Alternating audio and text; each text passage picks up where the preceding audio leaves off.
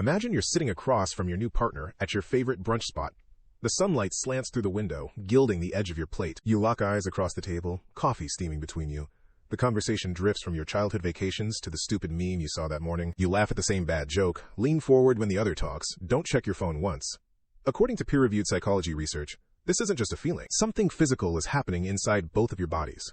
Within minutes of locking into that focused connection, your heartbeats actually start to sync up perfectly. No training, no practice, just your bodies responding to the other's presence, aligning without your brain even noticing. It sounds like a beautiful, romantic miracle. Proof that two people can fit together so well, even their biology matches. It feels like this connection will last forever. Like nothing can break the perfect alignment you've found with each other. Fast forward 3 months. You're sitting across from each other again, at the same table where you once laughed through bad jokes. The coffee still steams between you, but neither of you reaches for it at the same time. Neither of you looks up. You stare at your phone screen, thumb tapping and scrolling. They scroll through theirs, thumb moving in the same steady, mindless rhythm. The blue glow of the screens lights both of your faces, one reflection matching the other. The only thing synchronized now is how completely you ignore each other. No shared jokes, no leaning in, no soft pauses when you lock eyes. You've both become too distracted by the endless stream of notifications and headlines to connect. The old brain chemistry you built together starts to shift. That constant, warm hit of dopamine you got from every new text, every new inside joke, every new shared memory from the early days of new love, it curdles. It turns into the sulfuric acid of lingering resentment.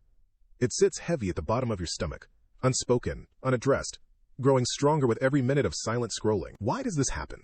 Why does love feel like an addictive high one day and a suffocating prison the next? We've all lived this shift, but few of us stop to unpack what actually happens to our brains when love is new. You meet someone who clicks, and suddenly every part of your world rearranges itself around that connection. Every song that comes on your Spotify playlist feels like it was written just about them. You catch yourself smiling at random, for no reason other than thinking of their name.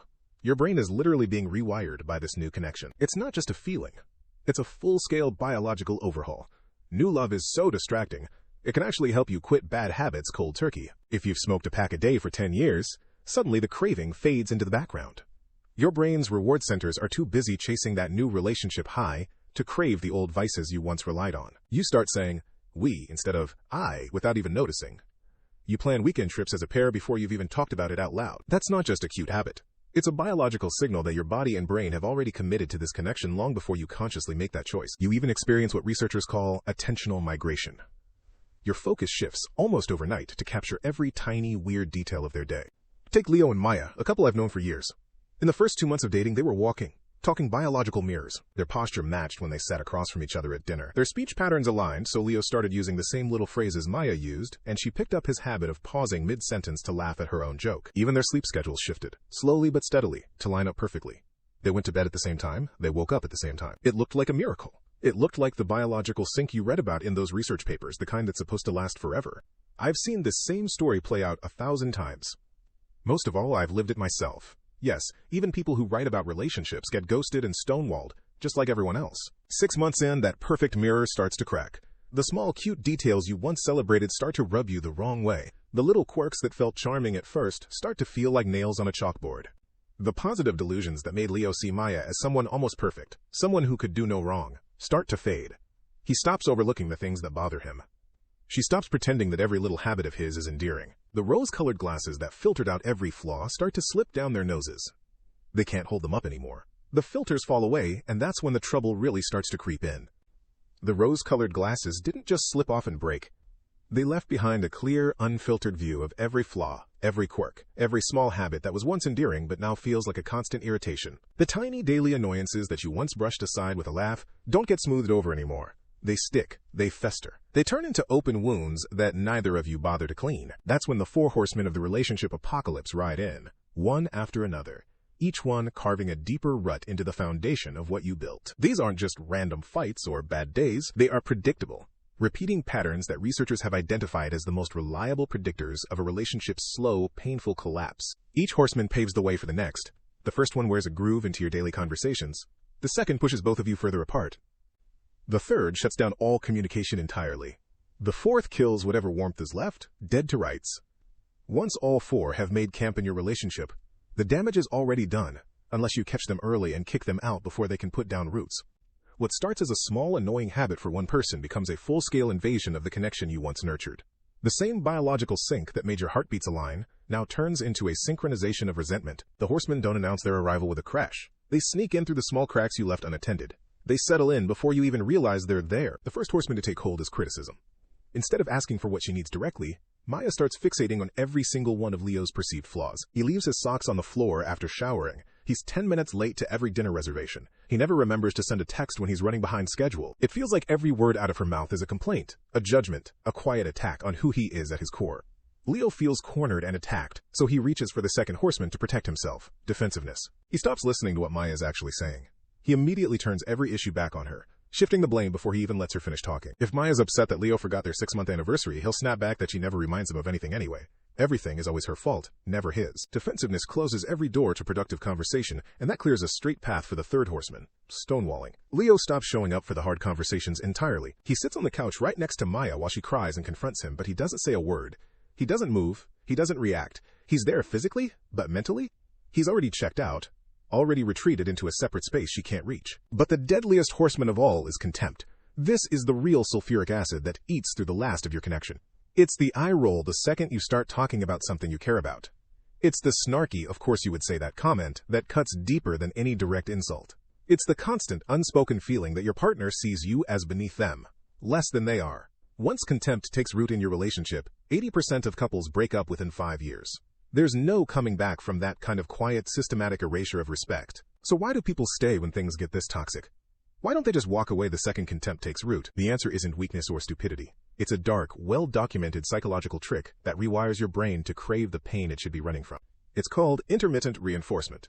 And it's the exact same logic casinos use to keep people pulling slot machine levers for 8 hours straight, even when they're losing money hand over fist. If a partner was cruel, cold, and contemptuous all the time, you would leave. Constant bad treatment is easy to walk away from. Your brain gets a clear signal: this hurts, get out. The trap only snaps shut when the cruelty is mixed with controlled doses of warmth. For Leo and Maya, that means one day Maya will ignore his texts for 12 straight hours, give him the silent treatment at dinner, and roll her eyes at every word out of his mouth. The next day, she's the warm, funny, sharp person he fell in love with. She plans a weekend trip to the coast they talked about months ago. She brings home his favorite snack from the corner store on her way over. She laughs at his bad jokes and touches his arm like she did on their first date. One day, he gets nothing but rejection. The next day, he gets a flood of the affection he's been starving for. His brain becomes addicted to the hope of the next reward. He keeps pressing the relationship lever over and over, just like a desperate lab rat chasing a single scrap of cheese that only drops when the machine feels like it. He can't leave. He's waiting for the next win. Now here's the part that feels eerie, almost unsettling once you see it. Every pattern that traps you in toxic love as an adult didn't start when you met that person. It started decades ago, when you were a small child learning what love even means. We all develop a fixed attachment style before we can even form full sentences. That template gets written into your nervous system, and it shapes every single romantic choice you make for the rest of your life. If you had consistent, reliable care as a child, you develop a secure attachment style. You trust that people who love you will come back. You don't panic over a few hours of no text. You don't push people away just to protect yourself from future pain. If your caregivers were inconsistent with affection, you develop an anxious avoidant attachment style. You act like you don't care when someone pulls away. You push them away first, just to beat them to the punch of leaving you. It's a defense mechanism that never really turns off, even when you meet someone who wants to stay. If you rarely got the reassurance you needed as a kid, you end up with an anxious, ambivalent attachment style. You're clingy, terrified of being left alone. You check your partner's phone when they're in the shower. You panic if they don't text back within an hour. You need constant, repeated reassurance that you're loved, because you never got that steady care when you needed it most. If you keep finding yourself addicted to toxic people over and over, it's not a coincidence. Your nervous system was tuned long ago to believe that love has to include pain. You aren't actually looking for a partner. You're looking for a familiar struggle. You're unconsciously trying to fix an old story from your childhood that never got the chance to heal. This isn't just an emotional issue. It matters for your physical health, too. A healthy relationship isn't just a nice extra to have in life. It literally helps you live longer and stay physically stronger. Multiple long-term studies confirm this. People in happy, stable relationships have lower resting blood pressure, stronger immune systems, and a significantly lower risk of heart disease later in life. But too many of us buy into the dark psychology tricks sold by dating gurus instead of building real connection.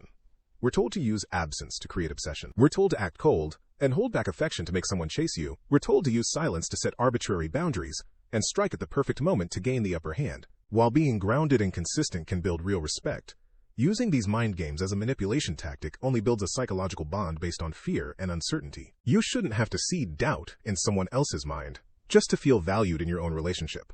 So how do you stop the downward spiral? It all starts with radical honesty. Decades of long-term studies on married couples prove one clear rule. The pairs who are completely honest about their hopes, their fears, and their messy mistakes are the ones who stay together the longest. You need to move from dark manipulation to intentional autonomic matching. That means actually putting down your phone, leaning in, and listening to each other's full stories until your heart rates can synchronize again, just like they did when you first fell in love. If you're in a relationship that feels more like painful drug withdrawal than real love, it might be time to go no contact. It stings, just like any drug detox. You'll have cravings. You'll have days where you can't think of anything but reaching out. You'll question if you're making the wrong choice. But it's the only way to fully reprogram your brain and find the person you were before the fog of toxic love set in. You aren't that confused kid stuck in a situation you can't control anymore. You are the one who gets to take the wheel of your own love life. If you're ready to stop chasing other people's validation and start building real, lasting connection in your relationships, comment the word control below. And don't forget to subscribe, unless you want to keep being a lab rat in someone else's cage. Thanks for watching.